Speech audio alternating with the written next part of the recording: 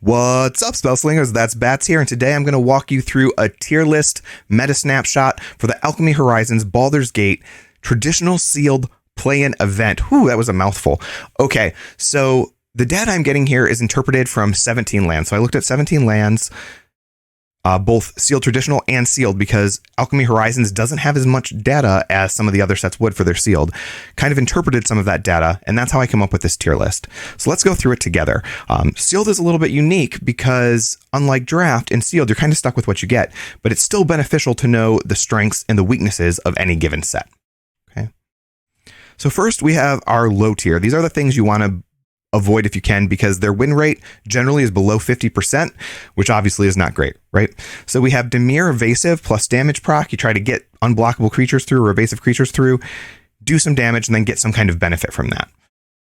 We have Izzet Dragon and Simic Dragon. There are actually 3 dragon archetypes in the Baldur's Gate set. 2 of them are in the low tier. So Izzet Dragon, which focuses on some instant and sorcery benefits, is the weakest way to go. Simic Dragon, which is focusing on ramp, is also pretty low, you can see. So those are actually the 2 lowest archetypes in the set. So you're going to want to kind of avoid dragon or dragon ramp if you can.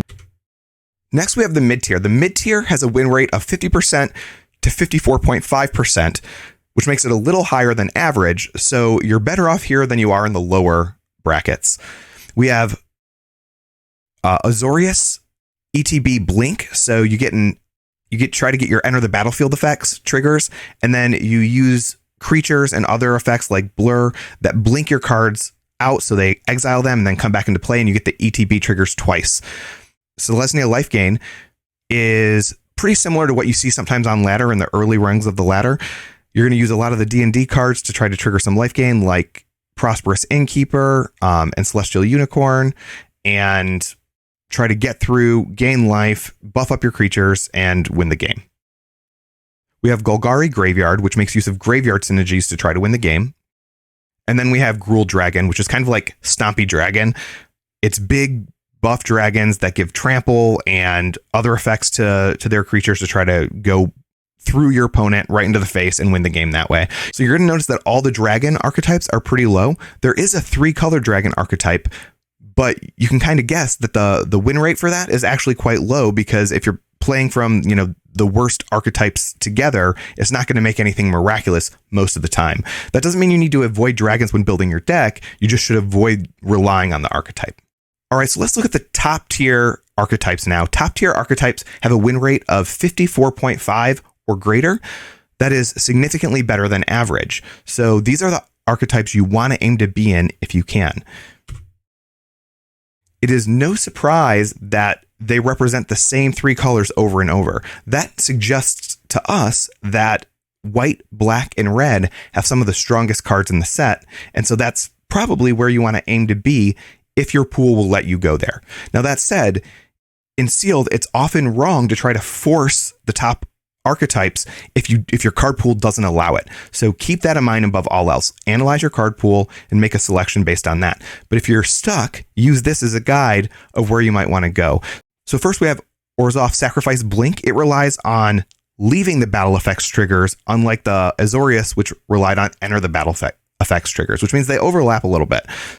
We also have Rakdos Treasure and Sacrifice. So this just tries to generate a lot of value by sacrificing your creatures and by ramping through treasure. Then we have Boros Double Team Aggro. I'll let you insert your own joke there. For that, they focus on the double team mechanic, which generates value by trying to get you multiple cards. You cast a card, a creature card, you attack with it. If it has double team, it conjures a copy of that card in your hand, and then both cards lose double team, so you can only do it once per card. But it generates a lot of value because you're getting multiple creatures out of one creature. The double team aggro package is pretty fast and close to the ground, but it's also relatively fragile if you can get ahead of it. So let's talk about some other important aspects. Let's talk about color splashing, for example. Generally speaking, you should avoid color splashing in this set. According to 17lands.com, color splashing will lower your chances to hit victory. Now, there are some exceptions. So if you see something that's really strong, and this is the exception, right? If you have a true bomb, then it could be worth splashing for, especially if it's a 1-pip bomb, or if you have a lot of treasure or a lot of creatures that give you the add a mana of any color to your mana pool, which I believe there are 2 of. Next, let's take a look at some really interesting data from 17 lands regarding play draw and game length. Baldur's Gate has the highest play draw win discrepancy by far of any set on Arena, which means if you go first, your chances of winning are significantly higher. Unfortunately, the opposite is also true. It is the fastest sealed format by far, and even more so for traditional sealed. So one of the things to take away from that is that mana curve matters. You want to make sure you have several 2-drops, if possible, a couple 1-drops, and then several 3-drops. You want to have fewer big cards, right? You don't want to be top heavy in this set. It's important to have some powerful cards, but if you're too top heavy, everybody else will get out of the gate before you and you won't be able to catch up. So make sure you set yourself up with a decent mana curve. Another important tip, especially for sealed, is save removal for bombs. Eliminate creatures other ways. Trade creatures, try to uptrade, get value, but try to save your removal for when you need it for those big bombs, especially if the game does go long. There are some really bomby cards in here, such as the Ancient Dragons. If an Ancient Dragon gets through for damage, it really usually is game over. So having that removal on hand is really, really important. The specialized cards are also often great targets for removal because they often give added value. The last thing I want to talk about before we look at a card pool is the sideboard. There are a lot of artifact, enchantment, and flying removal spells in this set, and those are really great tools for your sideboard in between games. So keep those spells in mind. When you see them in your pool, identify them so that way you know when you need to switch them out for when you run into a flying deck or somebody who has a mythic enchantment, because there are some really powerful enchantments in this set, and same with artifact. The artifact weapons in this set are really powerful. So having removal for those things can be very beneficial. Okay, let's look at a sealed card pool together, and then I'll give you guys some tips and tools for building your deck. Here we go.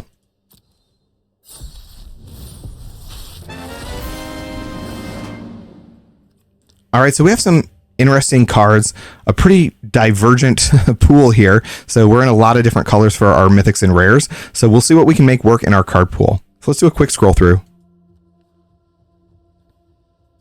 just to give everybody an overview of what we're looking at here. Couple quick tips. You can obviously click each color to kind of see what your strengths are in the color of how many you have of each card and what cards you have. So we can do a quick look at that.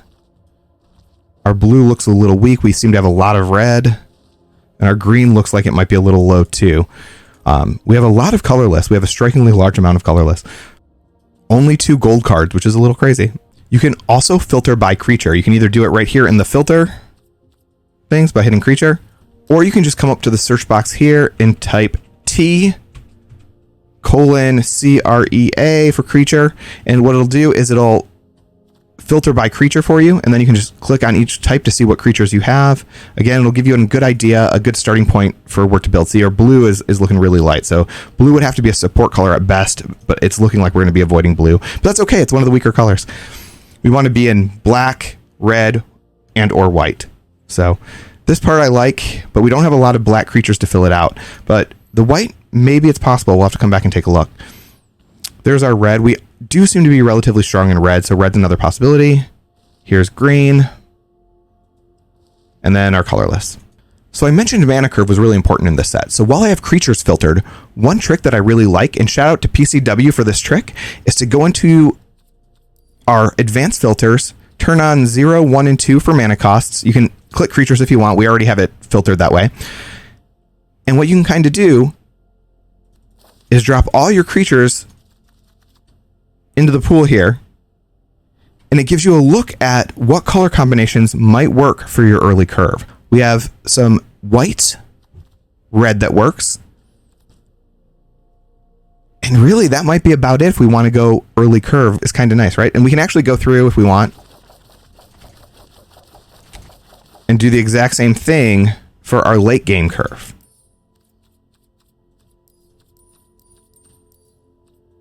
Make sure creatures is on. And then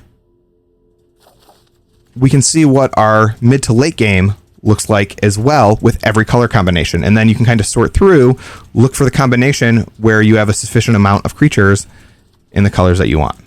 Obviously, there's a lot more to sort through with the late game creatures, but if you just kind of look at the colors and you can see where things land, right? Again, we're pretty solid in white. We have a lot of red, very little blue. You can see a trail of green through here, but it's not strong. So basically, by kind of analyzing that, you can make some decisions about where your creature curve might be strong. Of course, quality of creatures matters too, so you have to keep that in mind. So one serious feature that Magic Arena lacks is the ability to build, save, and view multiple decks, especially when you're looking at a limited pool like sealed or draft. So there are some tools that can help you with that. So in this case, what I'm going to do is I'm going to throw everything into my card pool. Otherwise, it won't let me save the card pool. This will take a second. Bear with me. You know, now might be a great time to like and subscribe if you're appreciating the video. I always appreciate it. It really, really does help out the channel. Oh man, so much clicking.